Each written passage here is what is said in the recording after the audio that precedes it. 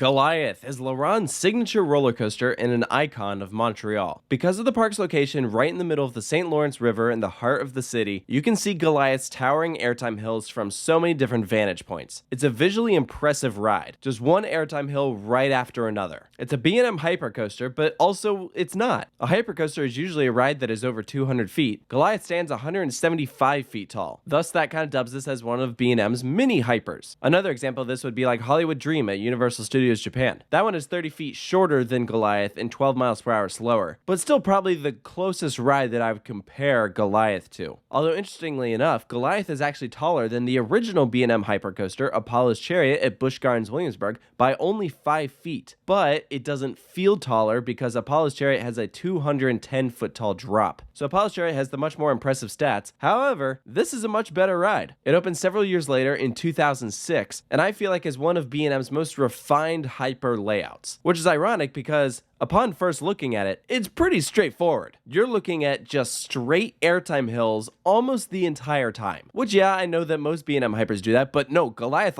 really does it. There's very few turns on this coaster. It's pretty much just this scenic turnaround and then a couple twisted hills there at the very end. But I don't mind it because, you know what? Those airtime hills are good. Every single one of them is a hit, which, I've done many hypercoasters by B&M at this point, and sometimes you'll get to a hill that just doesn't deliver, which sucks. Why even have that element if it's not going to do anything? Well, I can safely say they really figured it out with Goliath. They knew what worked, and so they went all out with it. There's not a single dud moment on this roller coaster. Now, it is definitely repetitive because of that, which, it's always nice when there's a bit of variety, but for some reason, with Goliath, it just works. I didn't mind it at all. So let's get into a few more specifics. And I want to, of course, start off first with when you first see this ride. It's probably going to be when you're parking your car. There are two entrances to Ronde, one at the front and one at the back. Goliath is technically in the back of the park, but if you park in this lot where you just have Goliath spreading out all around you, you get some really up-close views with this attraction. And I love the colors they chose for this, that red, yellow, and blue. Supposedly, the original plan with this coaster was to give it a Superman theme, but unfortunately, Six Flags is not able to use that DC license at this park. That's why also their B&M invert is not called Batman, it's called Vampire. So they just went with Goliath instead, which is a fitting name for their biggest roller coaster. But because they went with a generic name, you also get a generic theme, aka there is nothing. It's just a normal queue and station, which is fine. I mean, pretty much at this park, that's about all you get. There are 9 rows on these trains, which honestly is kind of surprising that they went with their longest trains for this type of layout. But I wasn't mad about it, when you're sitting in that back row, the airtime just feels so pronounced. The back was my favorite on this coaster, but I also did enjoy the front, of course. Be sure to try both for different sensations. On one, you float up out of your seat, rising into the hill. The other, you rise up as you're descending down. But as you're starting up this lift hill,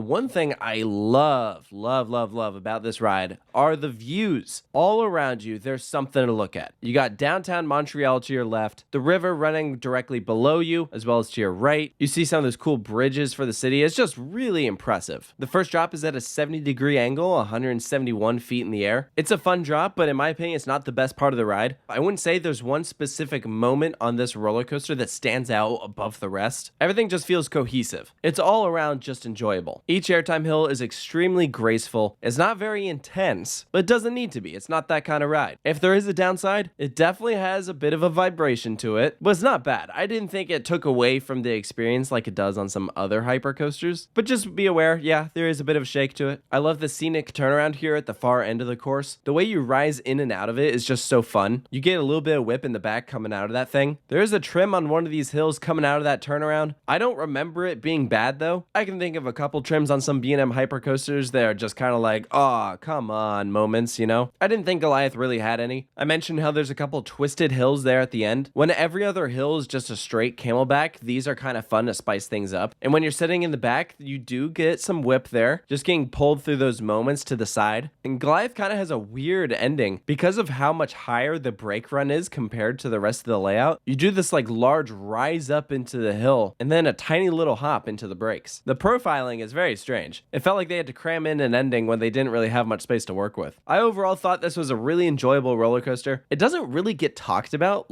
ever. So in that case, I do think Goliath is a underrated ride. I also had a pretty unique last experience on this thing. I happened to be at the park when they were doing their international fireworks competition. It was literally a 30-minute long show, and I got 2 night rides on Goliath while the fireworks were going off, and it was incredible. It felt magical, flying through the air, seeing just explosions in the sky. It was dope. I'm always gonna remember that. Definitely my favorite experience I've ever had at Ronde, which isn't saying much. I'm not a huge fan of this park. I do think Goliath is the best thing about Ronde. It's the reason I would go back here, is just to do this ride again. But don't take that as me necessarily saying that this is a world-class roller coaster. It's like a must-do, because I don't think that's true. Goliath is really good. It's a lot of fun. But at the end of the day, there are plenty of other B&M hypercoasters that I would take over this one. You know, larger, more impressive rides. But for what this coaster is, I think they did a great job with it. So for Goliath's final score, I'm giving it an 8 out of 10. If you've had the opportunity to experience this ride, please let me know down in the comments below if you agree with the points that I brought up. If you're new to the channel, please go check out some of the other coaster reviews we've posted. They're all available in a playlist organized in alphabetical order by the ride's name. So thank you guys so much for joining me for this video, and I'll see you next time.